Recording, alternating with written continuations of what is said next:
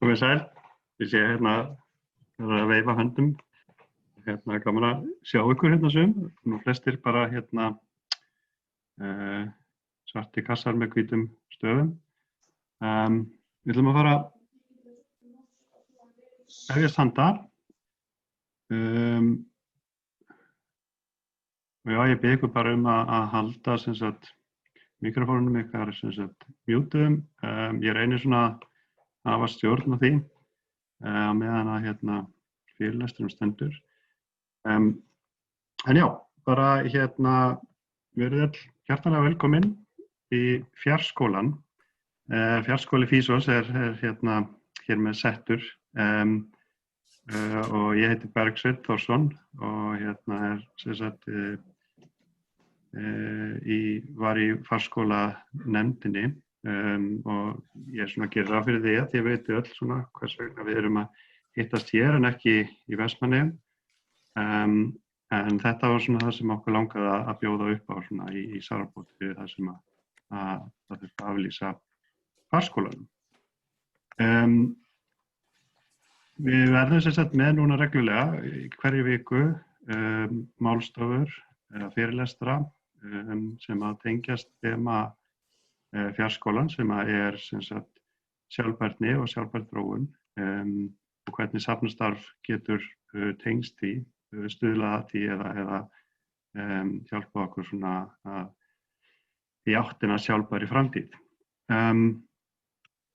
Dagskráin er aðgengilega á heimasíðu FÍSOS, safnmenn.is og ég hvet ykkur til þess að kíkja á það og fylgjast með þegar við opnum fyrir skráningar á næstu Málstofu sem verður eftir viku.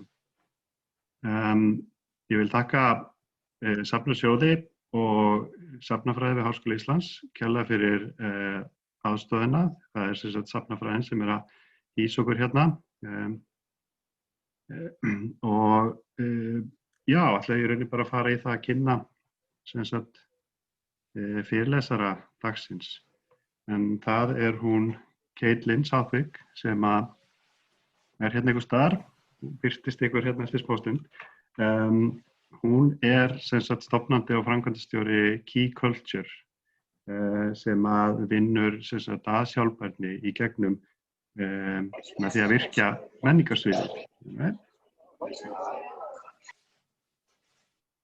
Ég bara miskunnarlaust mjúta alla. Já, hún stofnaði Key Culture og starfar þar. Hún er með doktorsgráðu í forvörslu frá Háskólanum í Amsterdam. En hefur líka einnig starfað sem ritari fyrir vinnuhóp í sjálfbærni á vegum ICOM sem einhver eitthvað kannast við frá því frá síðasta ICOM-fundi í Kyoto. Bara smá praktískt, hún ætlar að kynna í 30 til 40 mínútur. Fyrirlestur undir titlinum Sjálfbærni fyrir menningararf. Og að því loknu verður opnað fyrir spurningar og ég ætla að biðja ykkur sem hafa áhuga á því að spyrja spurningar bara skrifa það í spjallið. Og ég bið ykkur síðan þá í þeirri röð að unmute ykkur og bið ykkur að spyrja spurninguna. Fyrirlesturinn fer fram á ensku. Ef þið eru feimin við það að tala á ensku þá megið þið alveg eins bara senda mér spurninguna skriflega á íslensku og ég get þýtt hann yfir. Þannig að það ætti ekki að vera vandamál. Allt í lagi, herðu, þá ætla ég bara handlega svissa yfir á ensku. So Caitlin, welcome. I just introduced you to all the people here, and I think we're all very excited to have you start. So the floor is yours. Thank you so much, and thank you everyone for being here today and for inviting me to participate in this really exciting event. Thank you also for letting me do this in English. I was counting how many words I understood. I think I got 5. Key, culture, Amsterdam, Kyoto, and ICOM. That was about it. So I appreciate you guys all accommodating the English speaking today. So I think that Bergsvein probably told you a little bit about the structure today, but I am going to try and keep my part of the conversation to about the first 40 minutes so that we can spend a little bit of time at the end today having some discussion. I would love to hear from you about your thoughts on this topic of sustainability that we're going to delve into today, and also a little bit about some of the concepts that we're going to be talking as well, some of the tools and resources that we're looking at developing. So I am going to share my screen, but at the end when we go into discussion, I will turn that off. So hopefully we'll be able to have a little more interaction, but please do let me know if you have any questions during the presentation. It's fine to interrupt me. So I will go ahead and share and we'll get started. All right, let's see here. There we go. Perfect. All right, so today we're going to be talking about sustainability. I wanted to start by introducing myself and giving you a little bit of more of an overview of Key Culture and what we do, and then we'll delve right into this topic, the S word, as some people call it. So my background is actually in art conservation. I have my doctorate from the University of Amsterdam in stone conservation and have been a practicing conservator for 9 years. And I finally put down my tools and focused primarily on sustainability. And the reason is because I found it frustrating that I couldn't figure out how to be greener in my own practice. And I think that this is something that we all kind of struggle with is, you know, sustainability, especially in Iceland, of course, is something that we're very passionate about and something that is really clear that we need to be engaged with. So today, most of what we're going to be discussing is this idea of how to translate sustainability into our lives as cultural heritage and museum professionals. And this is actually really the backbone of what we do at Key Culture. We're very much focused on actions and solutions. The question I had was, I want to be sustainable. How do I do that? And this is what we set out to do at Key Culture. So we really have two missions at Key Culture. The first is to make the sector more sustainable, which is the bulk of what we'll be discussing today. This is everything from greening operations to implementing more circular models to looking at educating and empowering practitioners to act more sustainably in their daily practice. And then the second goal is really to figure out how we can use our heritage and our cultural assets to educate the public about sustainability. So how can we engage with our visitors more, and how can we create that connection and that empathy and that understanding that drives not only really an awareness, but also behavior change. So that's kind of the second part of that. And we'll see that today, that we really have a huge capacity to do that, especially as the cultural heritage sector. I just wanted to mention the big program that we're launching right now is our Sustainability Ambassador Program. So this is really the idea behind the how we can be more sustainable.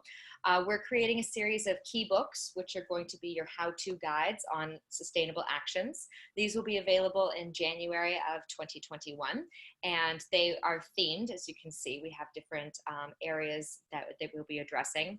And the idea behind the Ambassador Program is really to empower people who want to be more sustainable to be able to be more sustainable. So this is a lot of the questions that we're going to be discussing today are things that we're trying to answer with the Ambassador Program. So this gives you all of the tools, support, resources, and practical actions on how to start implementing sustainability into our daily practice as professionals.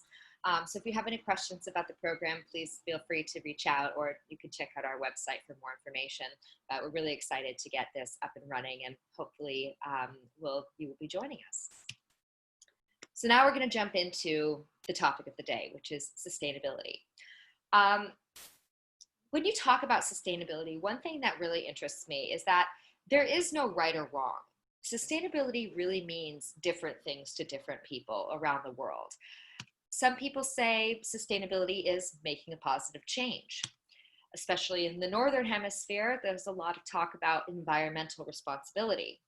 But if you talk to a lot of our colleagues in the Global South, they'll talk more about being socially responsible.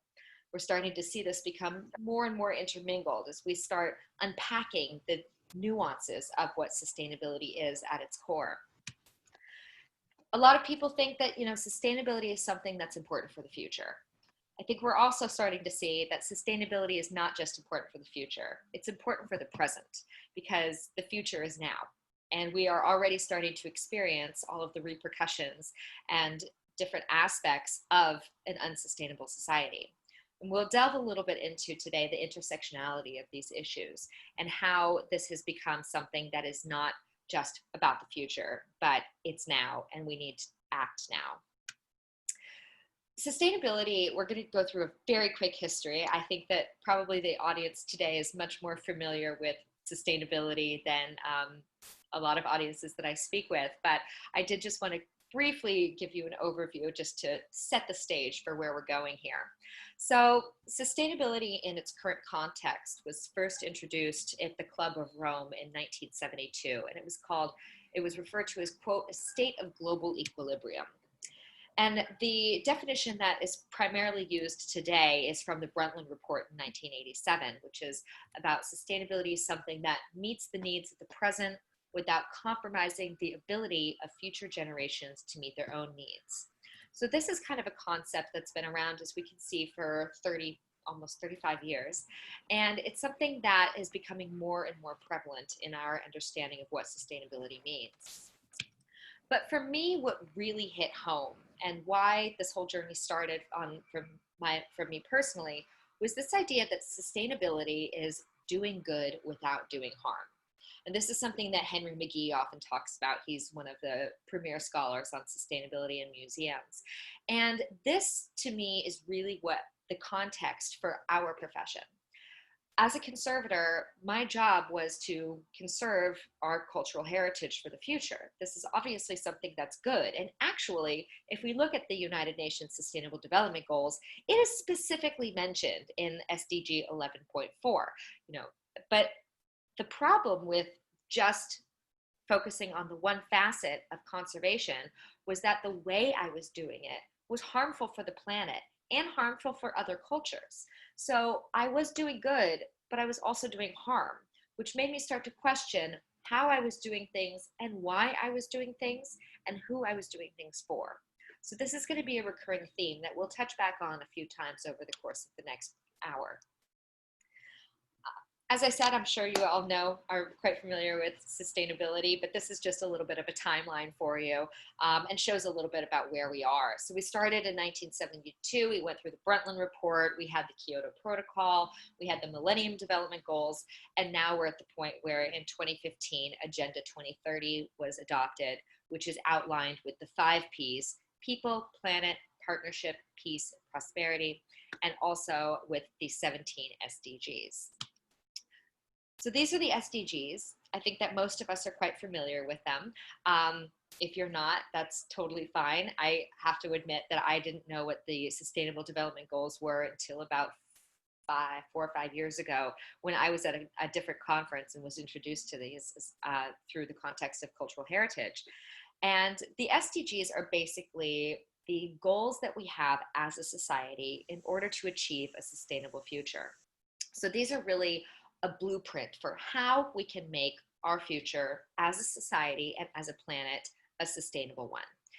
And the SDGs are outlined by 169 targets.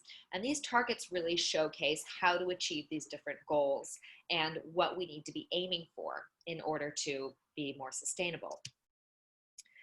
As I said, I think that here in Iceland, I'm wishing that I was there with you guys, but in Iceland, you guys are really ahead of the curve. I think that Iceland and Scotland are 2 of the most advanced countries in terms of sustainability, especially, of course, when it comes to energy. So this is not the audience that I need to lecture about the importance of sustainability or about, why this matters. I think that we all understand this is something incredibly, incredibly important and needs to be a priority for us. So what we're going to focus on today is how do we translate this idea of sustainability into our profession as cultural heritage practitioners. So some of the issues that we're kind of looking at here when we're talking about sustainability is, and I think some of the frustrations as well, is this idea about why are we not already sustainable? We have solutions in place. We have policies in place. We're all talking about it. We all want to do something. So what are the bottlenecks that are prohibiting the implementation of more sustainable practice? What is missing here? And I think that one of the big questions for me as a cultural heritage professional was, well, what does sustainability have to do with cultural heritage? So this is what we're going to be looking at today, is how do we actually get this idea into a more practical approach for our everyday professional lives. And I think that when we start looking at sustainability, we're talking about, of course, various different concepts. You know, there's the three pillars. You have the economic, you have the environmental, you have the social. The fourth pillar, as we've all, I'm sure, heard, is culture. So there's all of these intermixed activities. But the most important thing that we understand is this whole cause and effect aspect. And this is really what is important for us to realize as cultural heritage professionals, is that even though we are a smaller market than, for example, pharmaceutical companies or, you know, fossil fuel companies, we have a much bigger effect. And this is where we can really start utilizing our influence in order to start mitigating causes. So this is what we're going to be analyzing today. And I think that the most important things that we need to look at are not necessarily what are we doing, but what are the questions we need to ask. And that's the place to start. Of course, one of those questions is, what are we doing? But there's different assets to that as well. It's not just what are we doing, but it's how are we doing it? It's who are we doing it for? And then by analyzing these different aspects, we can start looking at, do we need to change? I think that we understand that we do. So then the question is, how do we change? So what we're doing when we're starting to break down this concept is really looking at what questions we need to ask. And these are really great places to start. So today what we're going to talk about in terms of solving some of these bottlenecks and solving some of these issues with sustainability is why it is not implemented into our practice and how it applies to our practice as cultural heritage practitioners. And I think that part of the issue that I've noticed in my work and research into this aspect is that there is a certain disconnect between the United Nations SDGs and my work as a conservator, for example. So how does sustainability actually apply to what I'm doing? How is what I'm doing affecting sustainability?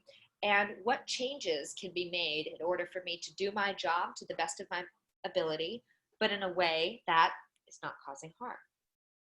So we're going to be looking today at some tools that can help us create this personal connection with sustainability and professional connection with sustainability in order for us to turn this discussion into actual action and make it more practical and more accessible. And I think that one of the ways to do this is by becoming a stakeholder ourselves. So integrating sustainability in taking ownership and responsibility for it in our own professional lives. So we're going to talk about how we can do that. I think that we're pretty familiar with all of the really nerve-wracking and scary impending damage that is being caused by climate change. We've all seen, you know, the massive floods in Europe, which have affected everything from Paris to Venice, issues that are maybe less apparent, but obviously just as dangerous, such as coastal erosion. Our monuments and our cultural heritage is at threat because of climate change and ultimately, of course, because of sustainability. So I think we're quite aware of this issue, and there's a lot of discussion right now about risk preparedness and disaster emergency preparedness and how do we react to this. But what I want to focus on today is not how to be reactive, but how to be proactive. So what is our role in causing this, and how can we change that? So what is our impact?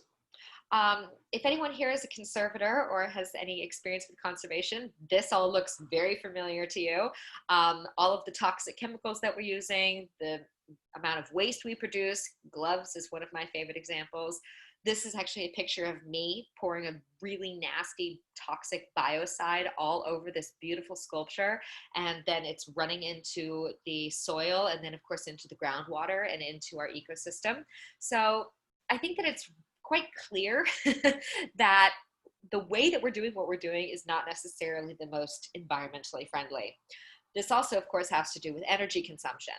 And so this is just kind of a little graphic about some of the energy consumption of museums. But this graphic, what it doesn't show is that this range of about between 300 and 400 EUI, which is energy unit intensity, is actually is the same as a hospital. So museums can actually consume as much energy as a hospital, which is really important for us to start realizing what our impact is.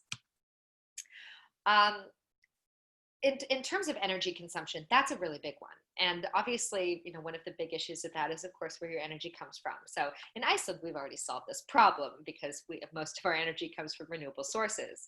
Here in the Netherlands, 10% only of our energy comes from renewable sources. So it's actually quite a huge issue. And this is also where we start to look at how we can reduce our energy. Because one thing that we've learned is that it's not enough to just switch over to renewables, because we are consuming energy at such an exponential rate that we're never going to be able to keep up with the demand at the rate we're going. So it's really important to first start thinking about reducing and then also apply the solutions. It's a multifaceted approach. In 2008 and 2009, there was a lot of work done on evaluating more sustainable practices for museums, particularly in the United Kingdom. And the Victoria and Albert Museum did a sustainability audit, and they found that 29% of their energy was being actually caused or was being consumed by their lighting. And it's really interesting. This graph here shows the energy audit from the Victoria and Albert Museum. And this is only from one of their buildings. This is from the Kensington building. So this doesn't have to do with any of the other 15 buildings that they have. And the lighting then at the Kensington building is responsible for over 1,500 tons of carbon dioxide every year, which is the same equivalent as 256 houses' energy consumption. So maybe our input is a little bit larger than we think it is. One of the issues that we have with sustainability, and especially with energy consumption at museums, is that there's not a lot of benchmarking being done. Benchmarking is where we start measuring our input so that we can actually start making improvements. But because we are cultural institutions, a lot of times people become exempt instead of measuring. For example, in the city of New York in 2004, they implemented benchmarking regulations for all buildings in the city, except for museums. Because museums, as are houses of cultural heritage, needed to have extra electricity in order for maintaining proper preservation conditions. However, we need to start taking responsibility for this. Instead of being exemptions, we should be leaders in this. And I think that this is something that's really important that we start recognizing before we get a little bit of a slap on the wrist for it. In the United States, a woman by the name of Joyce Lee has been doing a lot of really incredible work with benchmarking and with lead programming. And she actually put this article out earlier this year where she estimated that approximately 12 million metric tons of carbon emissions are produced every year by museums in the United States alone. Now, that is just museums' buildings. That has nothing to do with storage facilities or art transportation or personnel transportation. That is simply the carbon footprint of the actual museums. That is the equivalent of all of the cars in the City of London. So this is why you're seeing over on the right side of the screen the images of the cars in the City of London, obviously pre-COVID, and the smog that it produces. This is the same impact that museums have. Obviously, it's not just from an environmental aspect. If we're looking at sustainability, we also have to start thinking about the social aspects. And it's becoming more and more apparent every day how interconnected these different parts are. And when we're looking at social sustainability, what does that actually mean to us? And how does that actually apply to us? The really cool thing, though, I think, is that at the root of it, museums are socially sustainable, or at least we're supposed to be. That is our core mission. We are here for people. we house our cultural heritage so that future generations can learn from the past and can enjoy and connect with themselves as humans.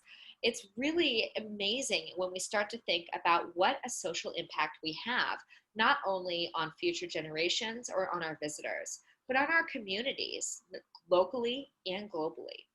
So it's really important that we start understanding not only the role and responsibilities we have in terms of our social impact, but also the opportunities that we have, because this is really one of the most exciting things about our work, is that we have the chance to make such a huge impact and such a huge difference. And of course, at the heart of this is really about looking at these various aspects that have to do with social sustainability.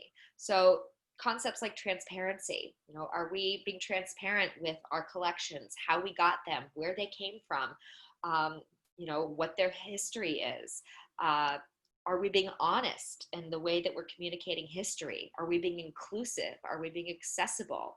And what kind of a power we have to educate people about history in a way that creates consciousness and compassion and understanding, rather than, for example, perpetuating structural racism or glorifying war or glorifying colonialism. We have the power to really create a juxtaposition where people can understand both sides of history in a way that can create a better society for our future. So this is a really exciting opportunity for us. And of course, as I said, the core of the work that we do at museums and as museum professionals has to do with social aspects. I can guarantee you every single one of your museums thinks about their social impact, whether it's community engagement, whether it's community service days, if it's educational programming, if it's outreach programming. Most of what we do has to do with how we impact our visitors, our societies, and our communities. But obviously, this is becoming something that we're getting a little bit more integrated into in terms of what the issues are surrounding social justice. So things like decolonization and repatriation. These are really, really tough questions. But right now is the time that we have to start asking them. Because what we're going to see here is that it's not enough for us to just be addressing our environmental impact, but it's absolutely essential for us to be leaders in the social change that we need in order to be a more sustainable society. So I've been talking a little bit about how these things are related, and I just want to give a couple of very quick examples. Some of the things that have been emerging from, for example, the COVID pandemic is the intersectionality between sustainability and this pandemic. COVID is a direct cause of an unsustainable world. Basically, it has to do with loss of biodiversity. It has to do with overpopulation, globalization, these different aspects. But also, the impact of COVID has to do with environmental sustainability as well. For example, pollution. Deaths are 8% higher in areas where there's more pollution. And there's a 15 to 22% increase in areas with elevated pollution.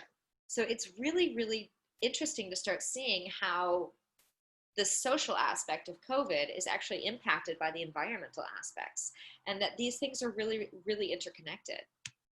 Same thing with the Black Lives Matter movement. If we start looking at, for example, how COVID is disproportionately affecting minority groups and people of color, we start looking at the root causes of this, and it has to do with structural racism.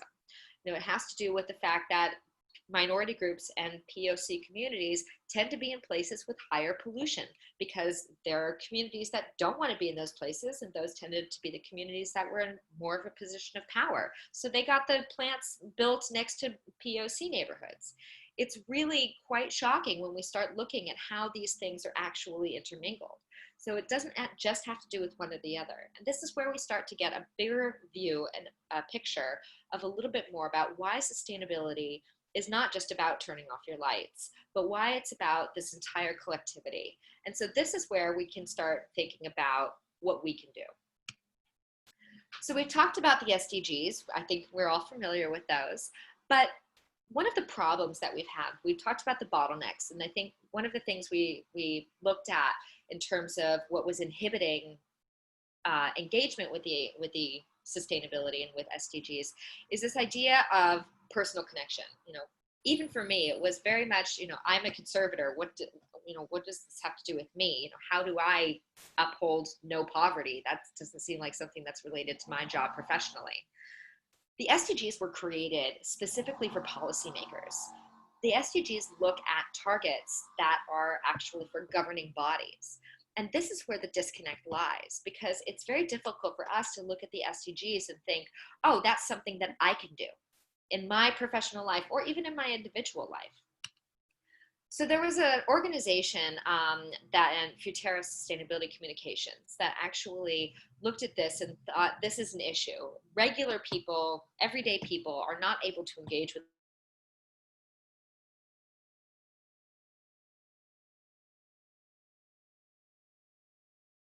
the sustainability or the sustainable development goals. They don't. So the Good Life Goals were created.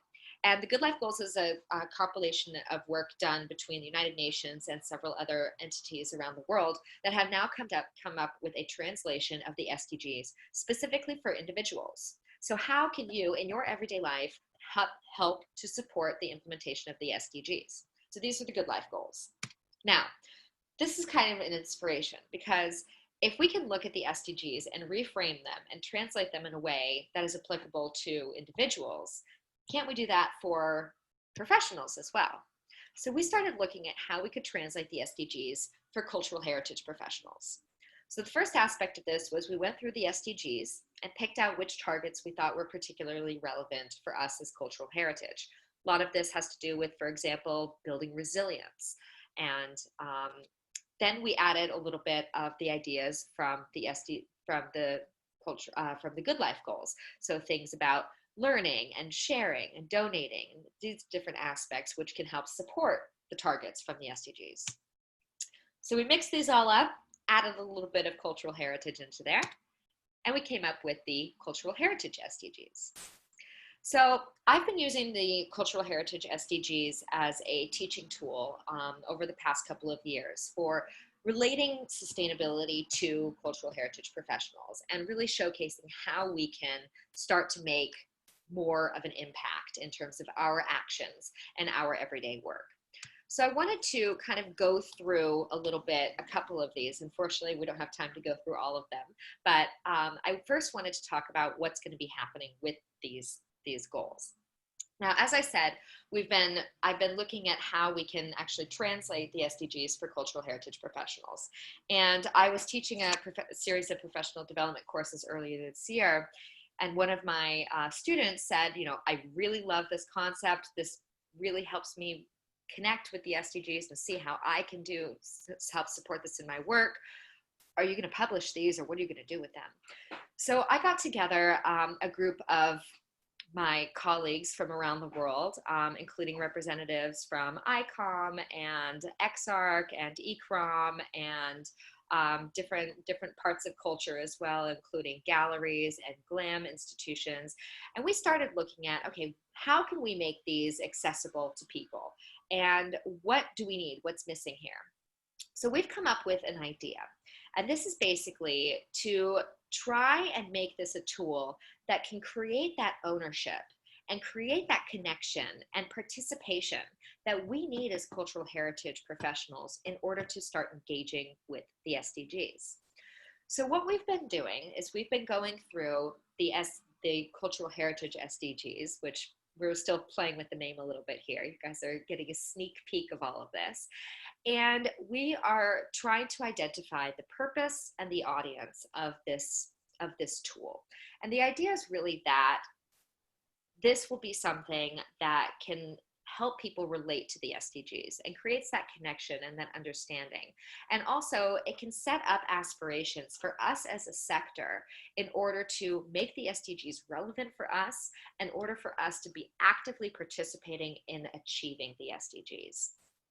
So we've created this document that is basically kind of outlining what these cultural heritage SDGs are, who the audience is, what the purpose is. But we wanted to open this up over the course of the next year, this is going to be a co-created interactive document. And we're going to be doing our launch at the end of this week. So you guys are really the first audience to be able to see this. I'm actually leaving for Germany in about an hour, where I will be presenting this to a symposium of sustainability experts in the field from around the world. And then we're going to be launching this and opening this week. So the idea behind this is that we can all get involved. We're inviting everyone from our field to jump onto this co-creative Google document where you can actually look through the targets of the SDGs and you can say, okay, this makes sense to me, or, oh, I'm inspired by this, and it could also be an additional aspect to add this part. And this way we start to get an interaction and a participation that creates ownership and creates a connection so that we can not only see how we can start upholding the SDGs, but actually start being inspired to do some things about this. So the idea, as I said, is that over the course of the next year, we're going to be working together as a sector to co-create these targets for our field in order to showcase how we as cultural heritage can uphold the SDGs. And then in this time next year, during UN Climate Week, we will be doing an official launch where we will open up a website that will house the cultural heritage SDGs, and then be able to attach case studies to these different targets so that we can see what amazing work is being done around the world and also showcase what we are doing. So I wanted to very quickly just go over a couple of these. I know we only have a few minutes left, but I wanted to just very quickly go over a couple of examples of what these could potentially look like. So some of the really easy ones, like education. That's obviously at the core of a lot of our work. So different ideas could be things like developing more educational programs or exhibitions about sustainability, providing training opportunities or educational programs for a diverse range of audiences, or for more volunteers and professional development. So these types of things are quite entrenched already into what we're doing. But it's exciting to see that because we can start attaching case studies to this and get inspired to do even more. Our activities and our work, this is number 8. This is a huge one, of course, because this is really where we get to see how all of our work impacts all aspects of sustainability, from upholding rights and respecting your fellow employees to considering your carbon footprint with your exhibitions. So all of these different aspects are really integrated into sustainability as a whole, but they're very much focused on our work. One of the other big things that I like to talk about is accessioning and de-accessioning strategies in a more sustainable way, so that we can maybe stop building so many storage facilities and start being a little bit more conscientious about how we are collecting and displaying our works. Research and development. This is one of my favorites because I think it's really an exciting opportunity for us. As cultural heritage professionals, we have a unique perspective on the world, not just the history of the world, but the present and also really the future. And we have a unique set of skills to be able to address these issues in a way that can really attract capacity. In terms of research, this is what we're good at. And so this is something that we can really take advantage of in terms of finding new ways to approach our problems, such as if we're talking about exhibitions, and we obviously know that exhibitions produce a lot of waste, let's look at how we can do that differently. We are very creative. We're brilliant people. We're academics, we're historians, we are strategists, and we have an understanding about how to do things differently. So we just need to figure out what we need to do differently, which I think we kind of have been doing already, and then start thinking about ways that we can approach it in a more sustainable way. So this is where I really get excited, because I think that this is something that we can really sink our teeth into as innovators and as researchers. Let's start looking at finding solutions to the issues that we've already identified that we need to make changes on. The other really important thing that I cannot stress enough is sharing our progress. It is so important that we start communicating with each other, not only within our sector, but globally and really with other sectors, so that others can learn from us and so that we can actually start working together to find more sustainable solutions and implement them faster. Number 10 is inclusion. This one is, I think, has a lot to do with the social sustainability aspect. Obviously, there's a lot of different discussions to be had on this one, especially in terms of making your collection available online. The digitization aspect, that addresses the inclusion, but that also has a huge carbon footprint. As we know, those huge data centers that store all of this information have a lot of energy consumption. So an interesting concept, but something that I think merits further discussion. Number 11 is our jobs in our community. This one obviously is really, really relevant in terms of how we are interacting with our communities and how we are representing our communities, not only locally, but globally. And I also want to point out number 1 here, which is taken directly from 11.4 in the original SDGs, which is to conserve, protect, and house our cultural and natural heritage. That is our job. So we're very grateful that we are literally upholding the SDGs there. So let's figure out a way we can do this while we're working with all of the other SDGs as well. Number 12 is this idea of consumption and circularity. This is really where we start looking at waste streams, things like life cycle analysis, the 4, 5, 6, 7, 9, 12 R's. So all of the different, reducing, refusing, reusing, repurposing, these different aspects about how we start looking at our waste streams. And I think that this is also something that we can start working on in terms of networking, sharing and borrowing. Instead of this idea of we have to buy something new, maybe we can set up some sort of a system where we can actually start working together to share our resources, which of course also saves money. So this is a really nice win-win situation. Number 13, I think, is near and dear to all of our hearts, climate change. I think one of the most powerful things that we can do as cultural institutions is to use our programming to educate people about climate change. So exhibitions, added explanations about climate change impacts or causes or effects, a lot of really great opportunity here to connect people with the realities of climate change. This is where one of the most exciting opportunities we have. Museums are trusted institutions of learning and knowledge. You don't go into a museum and see something and say, oh, I think that's fake news. This is where we actually can leverage our momentum, we can leverage our influence in order to create real understanding and real change. So this is particularly, I think, relevant in terms of climate change, as well as the social aspects we talked about earlier. And number 17, I'll finish with this one, is working together.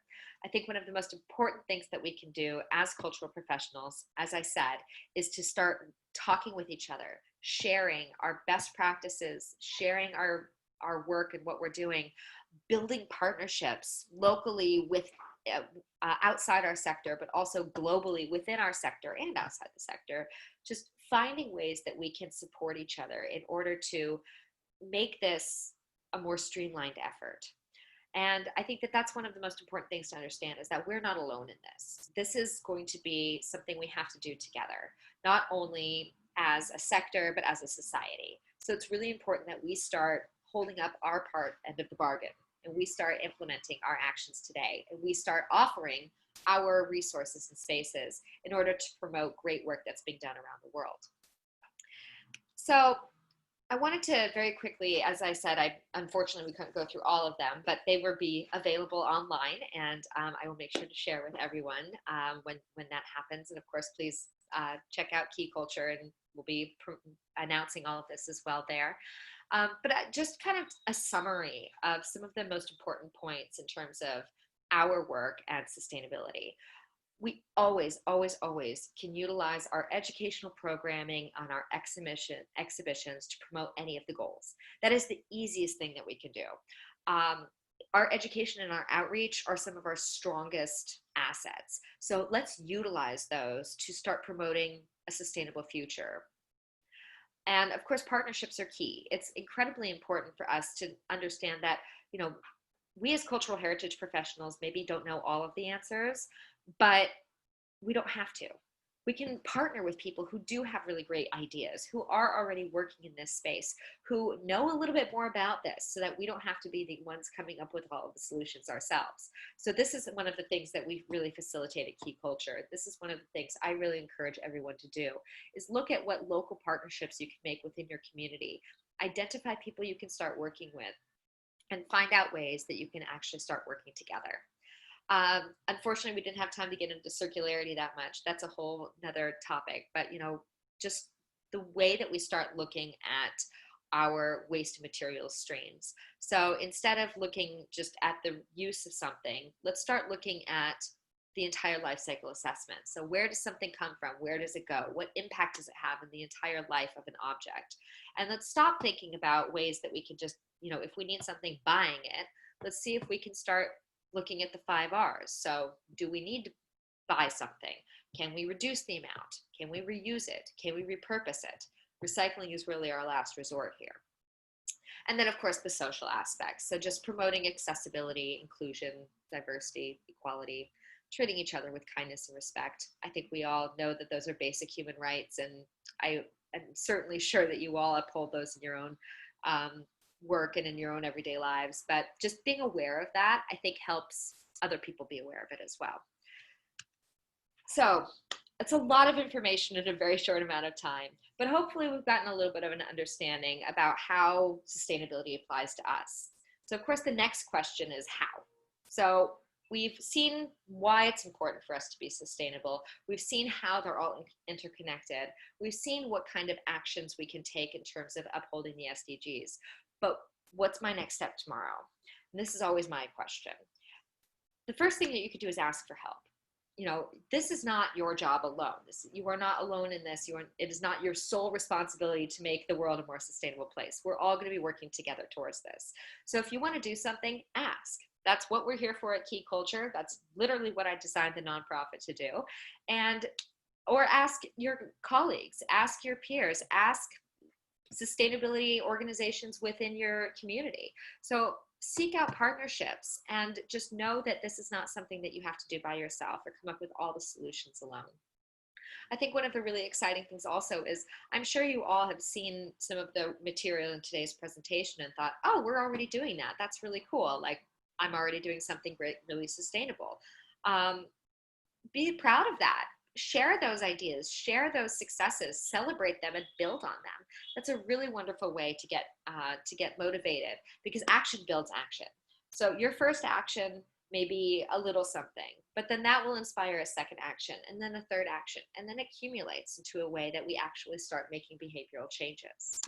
And then, of course, we do hope that you will join us for our Sustainability Ambassador Program, which will outline your step-by-step action plan for being more sustainable, as well as provide the tools and resources that you need to do it. And then the last thing that I would love to encourage everyone to do is to talk about it. Al Gore always says that the most important thing you can do in order to be more sustainable is to talk about it. Building awareness and integrating sustainability into everyday conversation is the most vital thing that we can do in order to promote awareness and promote mindfulness that leads to action. So just think about how sustainability applies, but talk about it as well. Bring it up with your colleagues. Any work that you do, ask the question out loud. Is this sustainable? Can we do it in a more sustainable way? Mention things that you've seen in the news. Talk about articles that you've read. Talk about information that you have. Just talking about it and making it a part of everyday life is really how we can start to make changes in our everyday lives.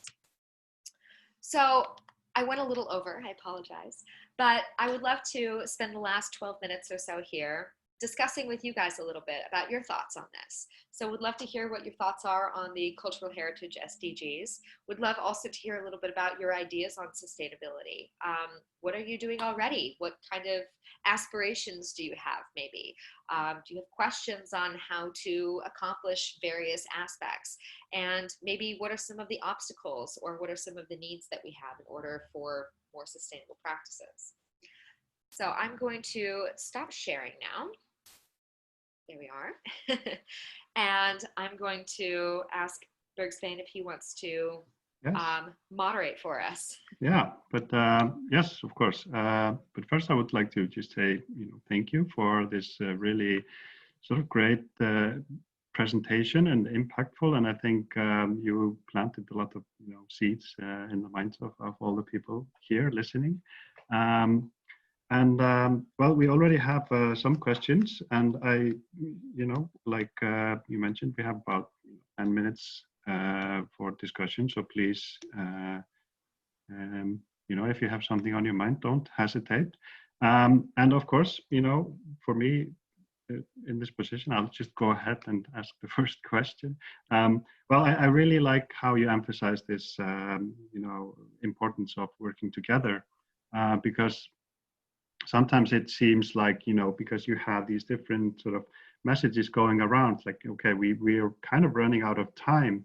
And this is such a huge thing, if you look at it globally, you have the SDGs, you have climate change. These are all kind of like, global issues that seem pretty much, out of reach, and especially for, museums like, many museums in Iceland are, relatively small. You don't have a lot of people working there. So they're kind of like dealing with so much already. So this kind of, feels like something, overwhelming and should like, so I was just sort of wanted to kind of, because you had mentioned, the importance of, ask for help.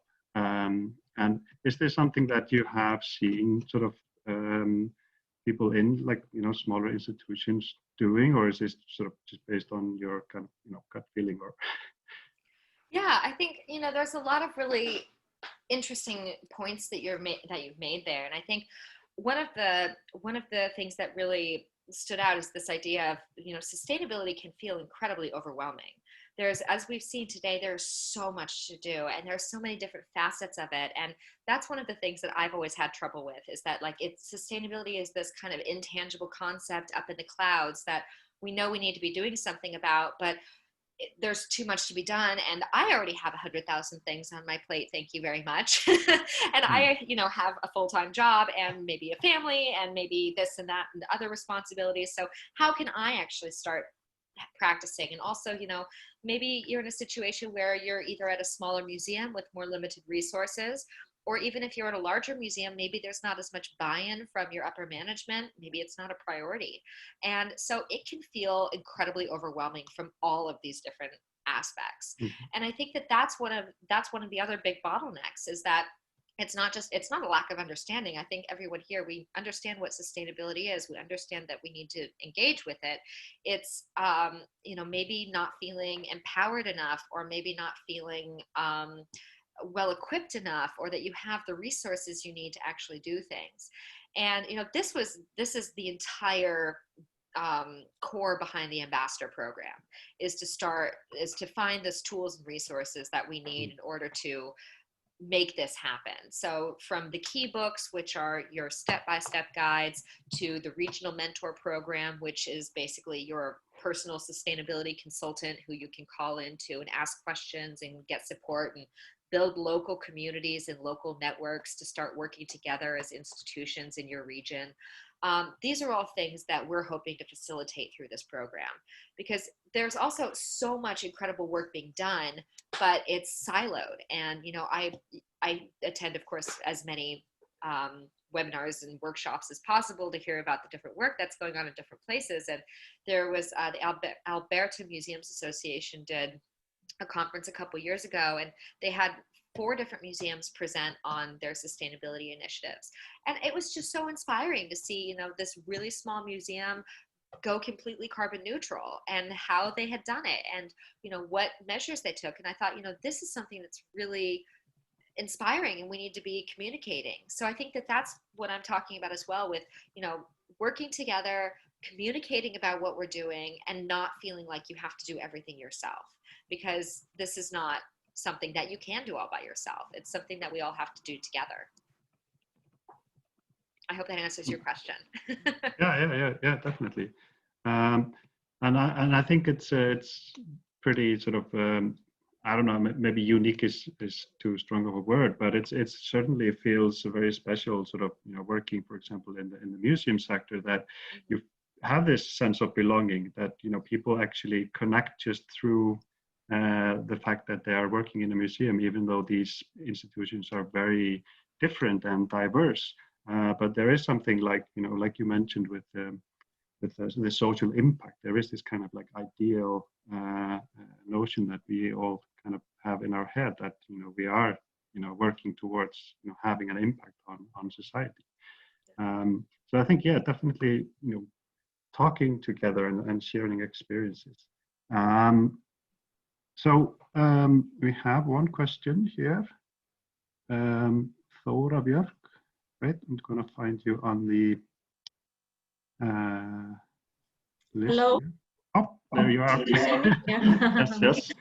Hi. My name is Þóra Björk. I'm the Managing Director of the Museum Council of Iceland. We are actually writing up a strategy or policy of museum activity in Iceland, and we have decided to have like the SDGs as like a guiding light throughout the policy. But That's amazing. I have been, you know, my mind has been like boggled how on earth I'm gonna crawl through that all. But this has been really inspiring to hear this from you. I was just wondering, do you have any pointers for us, you know, to continue? I'm sure I will read. If you are publishing it in a few days, I'm sure I will just read it very thoroughly. But any pointers? Yeah, absolutely. I mean, obviously, as I said, you know, this will be available online. And the other part, of course, is that I'm very happy to speak further with you about the work and see what ways that I can help support that, because I just think that's so inspiring that you guys are including the SDGs in all of the facets of this, because it's really needed. I think that in terms of just kind of overall tip is that the easiest way to start in terms of implementing sustainability and looking especially at policy is looking at what you're doing already. So if you're framing around aspirations, it can feel very overwhelming and all over the place. But if we start at looking at, for example, the core values of museums, and we start looking at the core work that we're doing, then that's a really great way to start the sustainability journey. So maybe if we're looking at, for example, our collection management policy, we can say something about the way that we are storing our objects. We can say the way about we're accessioning or deaccessioning our collections. So we can start thinking about, are we doing this in a sustainable way? How can we start thinking about this more sustainably? How can we implement that into the policy?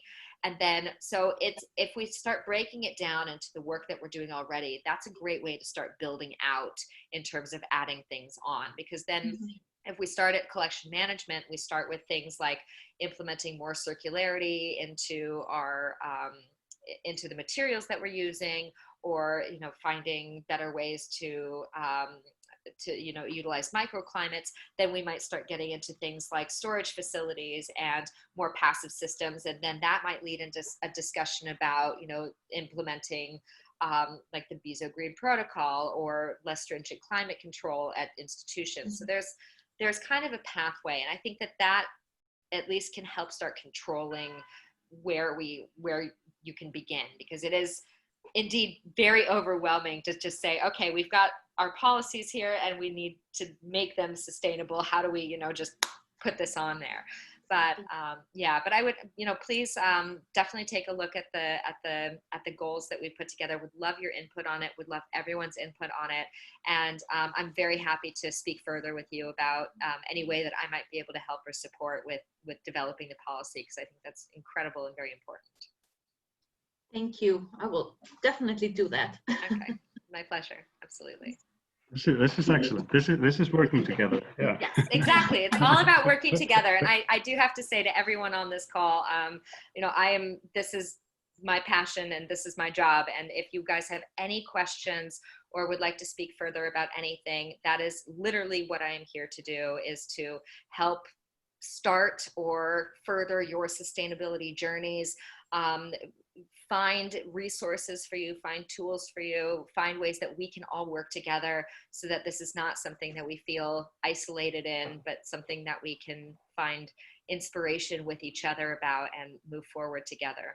So please feel free to reach out, everyone. Bergsvein has my contact details, but you can find me at keyculture.com, but please feel free to reach out. Yeah, excellent. We have one last question, and that's from Helga Morin, who is chairing the Icelandic Museums Association.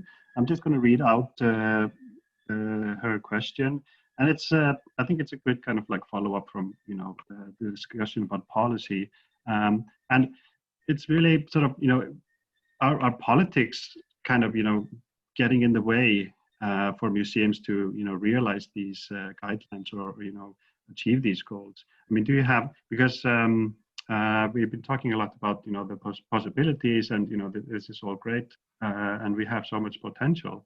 But I mean, still museums and particularly in Iceland are sort of, they are so tightly connected to, the politics. They, the owners are municipalities and the government. So is that, in your experience, sort of something that creates problems? That is a wonderful question, and thank you so much for asking that. I think 30 seconds. Yes, well, I'm going to take a couple minutes here because I think this is worth delving into. Yes and no. So I wanted to kind of break this down into a couple of things. I think that there's part of it is that some institutions, I mean, politics, it depends on where you are in the world, of course, and it depends on what the politics are. I mean, I know that, like, for example, in Canada, a lot of museums are very nervous about implementing, for example, more sustainable initiatives in terms of climate change, or talking about climate change, or hosting exhibitions on climate change, because it's a political issue and they don't want to, alienate any of their donors. So that is one aspect of this politics aspect. There's another one that there are institutions in some parts of the world that are waiting for mandates. So for example, it's not required by law that we have comply with X, Y, or Z benchmarking regulations or energy consumption aspects. So we're not going to do it because we don't have the initiative to do it, or the motivation to do it. For example, I know that in New York City, they have most of the institutions there are government funded in terms of their energy. So there's no actual incentive for them to reduce their energy bill because they don't pay for it. So then there's this kind of like backwards aspect of the politics is not influencing what they're doing because it's making it unnecessary for them. I think that also it's not just politics in terms of our government, but it's politics in terms of our institutions and our organizations.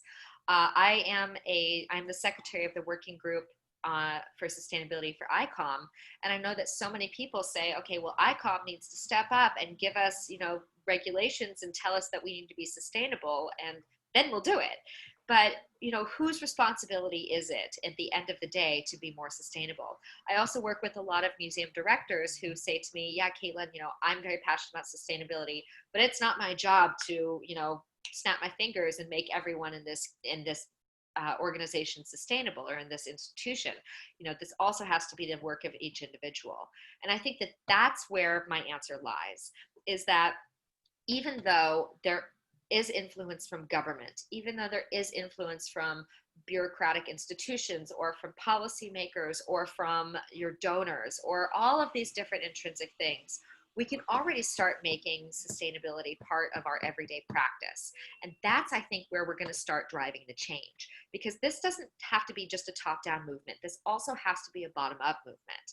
And if we can empower and enable cultural heritage practitioners in their everyday lives to start making smaller changes, that will build up to a larger impact and a larger cultural paradigm shift, really.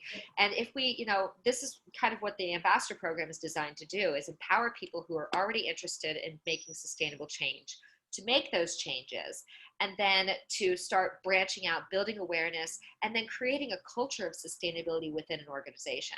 And I think, no matter what the government regulations are, no matter what your owner regulations are, or your board members, or your donors, you can already start doing it, and you can already start making the small changes that will then build up into larger impact changes. And then by the time you get to the point where it's a discussion that maybe needs to be had with, the government, then there's already a momentum behind it. And I think that that's where we're going to start seeing really effective, like, two-pronged approach, is because we do have this top-down thing, but if we can start influencing that with bottom-up, then we're going to make a lot longer strides and a lot further. My pleasure. Yeah. I hope that answered your question. Yeah, I think it definitely does. Brilliant. So, but we're out of time now, unfortunately. I told you I always talk too much. I mean, you were here to do that. Thank you again so much for doing this. There is actually some people who have been wondering if you're willing to share the slides or absolutely, absolutely. Okay. More than happy to. So I'll just send them to you and you can distribute to everyone. Yes, Perfect. excellent, great, Absolutely. great. Thank you. Of course. So thank you again, and thank you everyone for coming. I hope to. Well, I'm just going to switch over to Icelandic. Yeah, please. Bara takk kærlega fyrir komuna allir og ég hvet ykkur til þess að kíkja á dagskrána. Við verðum sem sagt með Málstofu næstu viku á miðvikudaginn sem að fer svolítið kannski inn á einmitt að vinna saman þar sem að við ætlum að taka fyrir austfirsk fullveldi, sjálfbært fullveldi verkefni sem var tilnefnt til íslensku safnavélanna. Og þá munum sem sagt Elsa Guðný Björgvinsdóttir og Elva Hlíf Pétursdóttir segja okkur frá verkefninu og vonandi svona vera með einhverjar umræður líka. Þannig að ég held að það sé mjög gott svona í kjölfar þessa sem við erum búin að tala hérna í dag. Þannig að bara, takk fyrir komuna og ég vonast til þess að sjá okkur flest í næstu viku. Right.